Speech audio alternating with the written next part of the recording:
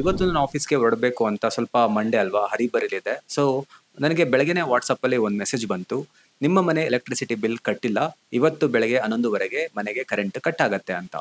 So ನಾನು ಹೌದಲ್ವಾ ನಾನು ಐ ಥಿಂಕ್ ಈ ಮಂತ್ ಕಟ್ಟಿಲ್ಲ ಅಂತ ಅನ್ಕೊಂಡೆ. ಓಕೆ ಸರಿ ಫೈನ್ ನಾನು ಟುಡೇ ಬೈ ಈವ್ನಿಂಗ್ ನಾನು ಕಟ್ತೀನಿ ಅಂತ ರಿವರ್ಟ್ ಮೆಸೇಜ್ ಮಾಡಿದೆ. ಇಮಿಡಿಯೇಟ್ಲಿ ಅದೇ ನಂಬರಿಂದ ನನಗೆ ಕಾಲ್ ಬಂತು.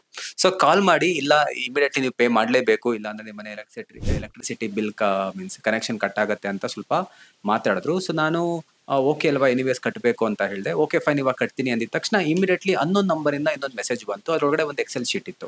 ಆ ಎಕ್ಸೆಲ್ ಶೀಟ್ ಮೇಲೆ ನೀವು ಲಿಂಕ್ ಇತ್ತು, ಲಿಂಕ್ ಮೇಲೆ ಟ್ಯಾಪ್ ಮಾಡಿ ಅಂತ ಕೇಳಿದ್ರು. ಬಟ್ ಲಿಂಕ್ ಮೇಲೆ ನಾನು ಟ್ಯಾಪ್ ಮಾಡ್ಬೇಕಾದ್ರೆ ಸ್ವಲ್ಪ ಒಂದೇ ಒಂದು ಸ್ಯಾಮ್ಸಂಗ್ ಸೆಕ್ಯೂರಿಟಿ ಅಪ್ಡೇಟ್ ಕೊಡ್ತು.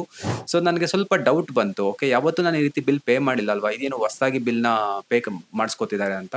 ಸೊ ಮತ್ತೆ ನಾನು ಸ್ವಲ್ಪ ಜೋರಾಗಿ ಕೇಳಿದೆ. ಓಕೆ ನಿಮ್ದು ಯಾವುದು ಬ್ರಾಂಚು, ಯಾವ O&M ಅಂತೆಲ್ಲ ನಾನು ಜಸ್ಟ್ ಹಾಗೆ ಎಂಕ್ವೈರಿ ಮಾಡಿದೆ. ಸಡನ್ಲಿ ಅವರು ಕಾಲ್ ಕಟ್ ಮಾಡಿದ್ರು. ಸೊ ಹುಷಾರಾಗಿರಿ. ಈ ರೀತಿ ಕೂಡ ಒಂದು ಹೊಸ ಸ್ಕ್ಯಾಮ್ ಸ್ಟಾರ್ಟ್ಅಪ್ ಆಗಿದೆ. ಸೊ ಇಂಥ ಸ್ಕ್ಯಾಮರ್ಗಳಿಂದ ನೀವು ಹುಷಾರಾಗಿರಿ.